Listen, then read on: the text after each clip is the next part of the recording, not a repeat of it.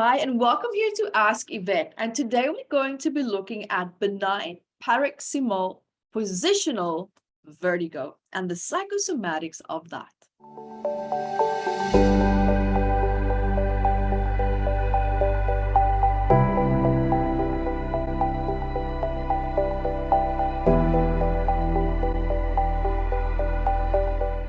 Hi everyone, my name is Evette Rose here, author and founder also of Metaphysical Anatomy, which is a big book of 679 medical ailments and also the psychosomatic stress of that for adults. And guys, yes, absolutely, of course, is recently released. I have the one for kids too, so we don't forget them as well. And also remember to jump in on my free masterclasses that I have every single week, every Wednesday. You can go to evetterose.com to find out more. My Intuitive Body Spirit Guide workshop and also my Intuitive Body Reading workshop and so many beautiful healing techniques is Math Level 1 that's behind this big book where I teach you how to shift trauma and how to create an amazing life for yourself. So guys, today we're going to be looking at a very interesting condition. And guys, today we're going to be looking at benign paroxysmal positional vertigo. Now, this condition, also known as BPPV, is a common cause of vertigo. Now, this condition normally occurs when crystals move from one part of the inner ear to another and disrupting the signals to the brain.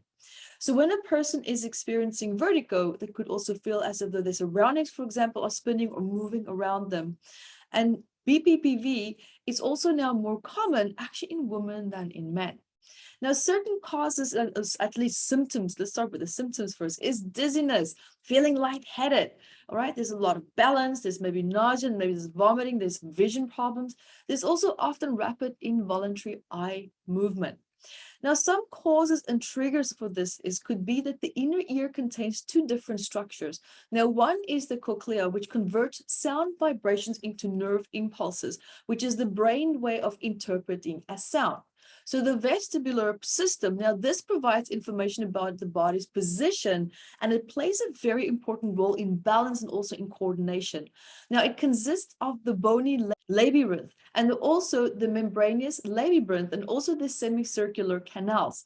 Now BPV also occurs when calcium carbonate crystals, which normally usually appears in the membranous labyrinth, start to move to one or more of the semicircular canals.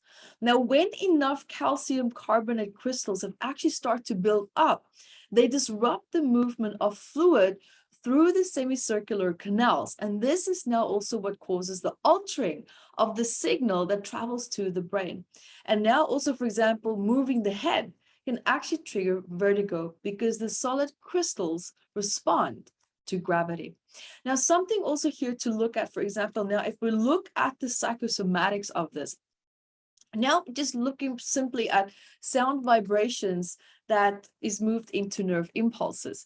Now, what this really just tells me is it begs the question even, what are you hearing that you've absolutely had enough of?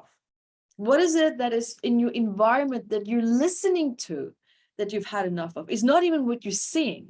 It's more about an auditorial trauma that is now registering here in the subconscious mind. So maybe it could be that there's just too many people around you complaining. Maybe there's just always something negative coming out of what someone is maybe saying around you, or maybe it's your group dynamic, or it could be the world. But something has just become too much. Just absolutely too much. And it keeps pulling you into a place in your life where you feel ungrounded, where you feel out of control. So it's not more so actually you that would necessarily be the one that's off balance. It's more about how you are in responding to environment that's causing you to feel this way. Now, what tells me also about the buildup of calcium, right? The calcium carbonate crystals. This now also speaks volumes, right? It speaks volumes of needing protection from what you are hearing, right? So there's an overcompensation of the calcium, and the psychosomatics for that is an overcompensating need for protection. And what that tells me as well is that I cannot control what I hear and how it's influencing my life. So the first point here already is just to realize that you are not powerless in your life. You are not powerless to what you're hearing. You're not powerless to how other people are feeling. Because what's happening also here is that when someone complains, when someone is upset, when someone is having a moment, it's almost like they pull you into their world. And that tells me that there's that your sense of self on the foundation that you're standing on and your boundaries is not as strong as what it probably should be. And this now comes from maybe a life or a pattern where there's a great and deep need to be loved, to be accepted, but it comes at the cost and the sacrifice of your identity and your sense of self as well. Now, also what this condition can cause, or what can exacerbate it, or what can actually cause it, and then it can have this ripple effect into all these other segments that I already mentioned, is an infection as well. And when we look at the psychosomatics of infection, it's all about what I'm hearing, what I'm listening to.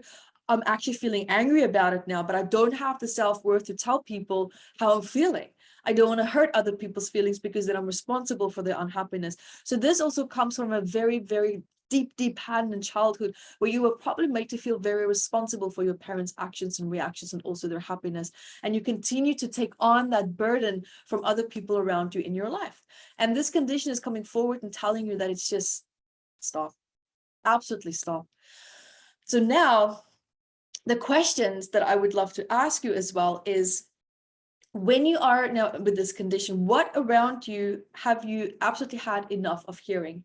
And how do you emotionally feel in relationship to that? Right? How do you feel emotionally in relationship to that? And another great question is perhaps, what do you need to shift or change within yourself or embrace more within you to be able to feel stronger in relationship to what it is that you don't want to hear around you in your life anymore? Because there's a part of you that's feeling deeply out of control and powerless towards it. But that is just a belief. That's just a mindset, and you can change it like that. You really, truly can. So there you have it. And thank you so much for being here with me today. And until next time, be the light that you are. Thank you guys for joining me here. And also remember to subscribe to our math membership website. You can check out so much more. There's so many free healing courses there as well. Go to evetterose.com, see all the free masterclasses and events that we have coming up. There's always something happening on our platform. And we love to hear from you for the Ask Evette episodes, but also for the psychosomatic patterns that you would love for us to talk about, especially when it comes to these books, the research that's in it. And there's so much to be learned and so much to be shared as well. So I love your questions. Let us know what's on your mind. Let us know what you would love me to address as well. Life challenges, it's endless. Guys, thank you so much for being here with me today. And remember to subscribe so that you can stay up to date with the latest and greatest videos that's coming out just for you. Until next time, be the light that you are.